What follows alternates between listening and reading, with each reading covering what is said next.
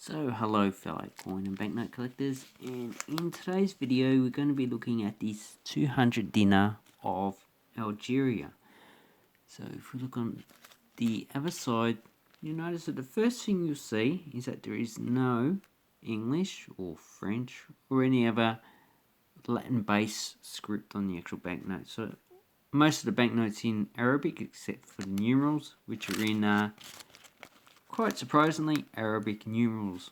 So these we call Arabic numerals, even though the Arabic countries don't use them as part of Arabic. But they are derived from the Arabic language. And the Arabs actually got it from over in India. So thank you to India for getting proper numerals instead of X and I and L's. It just makes it very complicated. So this is actually the first 200 dinar issued in 1983. So we've got the date here, 23rd of 3rd, 1983. It's not the highest denomination. They actually, in the 70s, had a 500 dinar, which was a different colour. A blue banknote from memory. I need to actually look this up. A purple banknote. So here we actually have the 500 dinar. So it actually looks pretty similar, and this one actually did have French on it. So if we can zoom in, yes, see, you can see it has the 5 dinars, so it has French on the actual back of the banknote.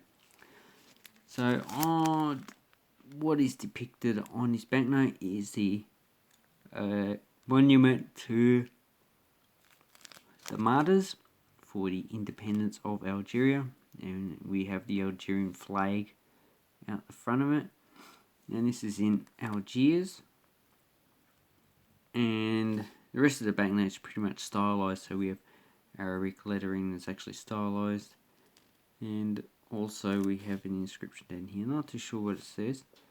Probably counterfeiting is illegal, something like that. Now the serial numbers, we have just pretty much all numbers, and we have 2 lots.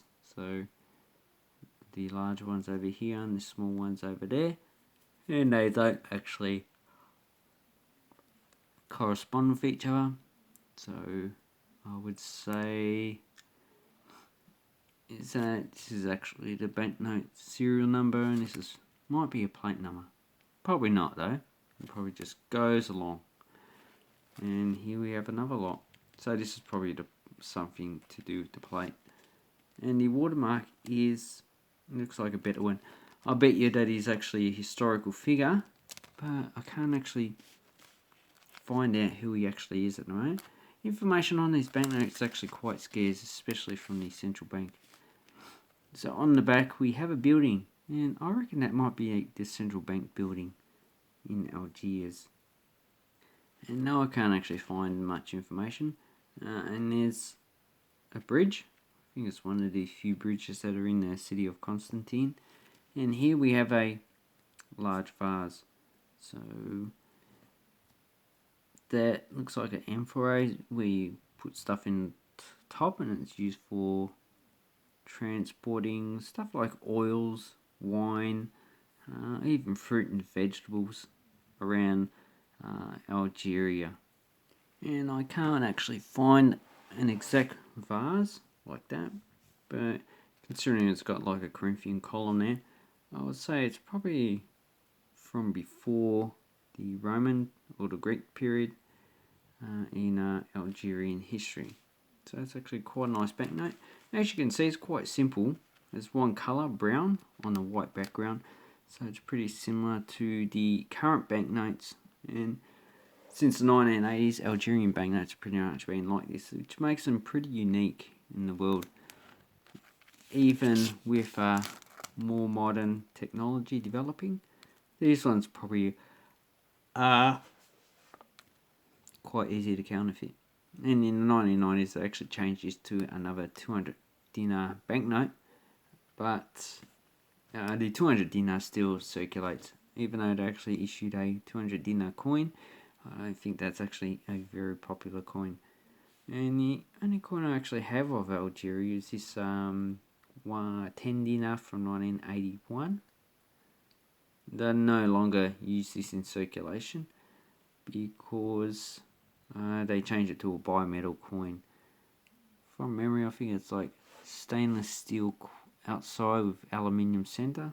So it looks pretty similar, but two different metals. And here we have the stylized script. So a good thing about Arabic is that they can actually make the script into a pattern. So actually quite nice. Even though this coin is simple, I actually quite like it. Quite a nice coin. And hopefully in the future I'll be able to get more Algerian coins and banknotes. But the banknotes are a bit expensive, especially the first ones. The 5, 10 and 50 dinar banknotes. Pretty expensive anyway. But they're actually quite nice. This country actually fascinates me. It's quite a large country. Next to Tunisia and Morocco.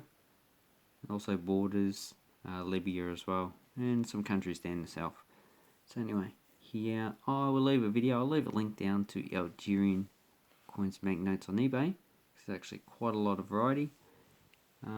You'll be paying probably, let's have a look. I've got some actual listings here.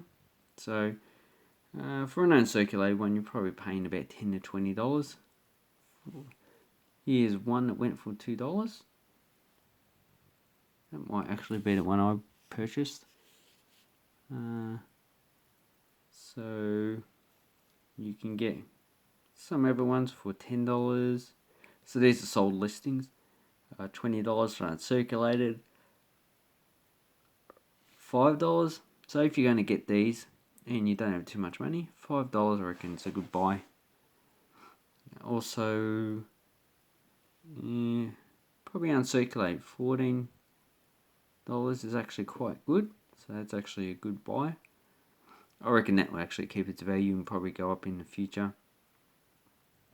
And you've got lots of different varieties. So, not too expensive, but if you wanted to get like the 500 of this period, it's probably going to be a lot more money. The 1 in 2000 with an exchange rate of $10 and $20, yeah, it's going to actually cost you a bit more money.